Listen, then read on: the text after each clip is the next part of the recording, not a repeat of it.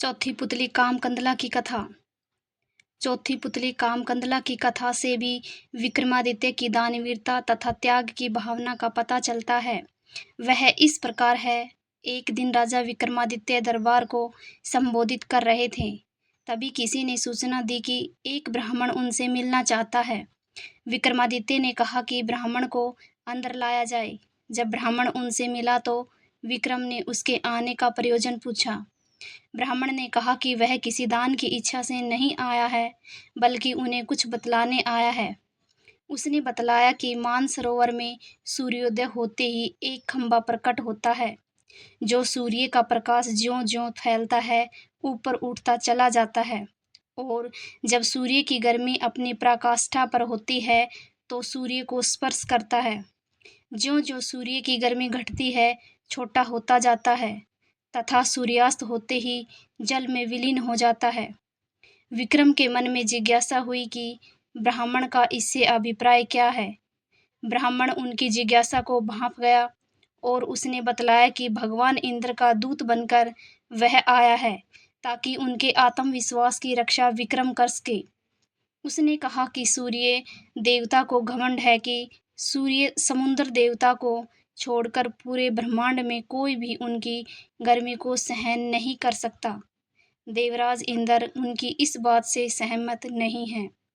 उनका मानना है कि उनकी अनुकंपा प्राप्त मृत्युलोक का एक राजा सूर्य की गर्मी की परवाह न करके उनके निकट जा सकता है। वह राजा आप है।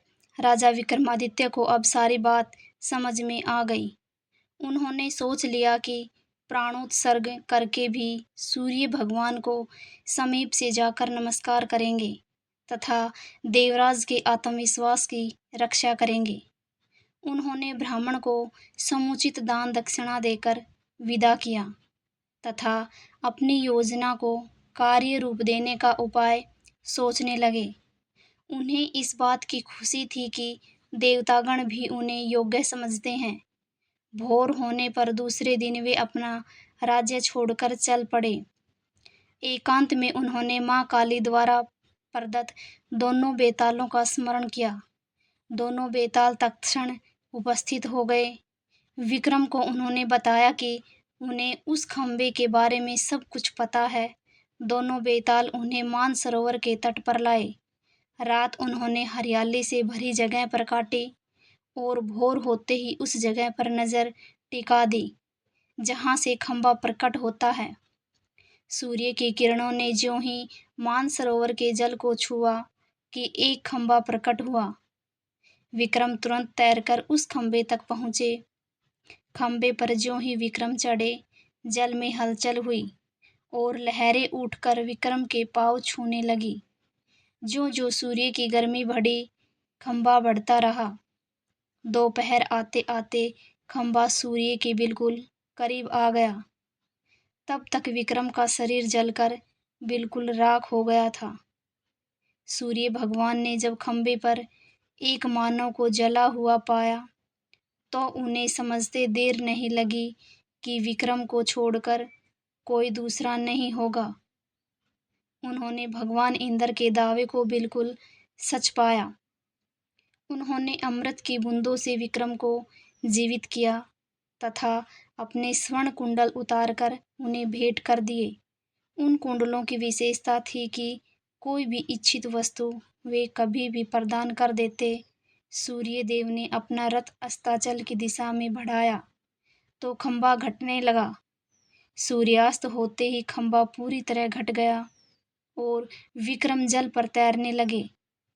तैरकर सरोवर के किनारे आए और दोनों बेतालों का स्मरण किया। बेताल उन्हें फिर उसी जगह लाए जहां से उन्हें सरोवर ले गए थे। विक्रम पैदल अपने महल की दिशा में चल पड़े। कुछ ही दूर पर एक ब्राह्मण मिला, जिसने उनसे वे कुंडल मांग लिए। विक्रम ने बेहिचक उसे दोनों कुंडल दे दिए। उन्हें बिल्कुल मलाल नहीं हुआ। आशा करती हूँ कि आपको ये कहानी पसंद आई होगी।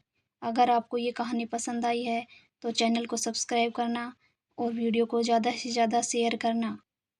अगली कहानी को सुनने के लिए अगली वीडियो का इंतज़ार करना। धन्यवाद दोस्तों।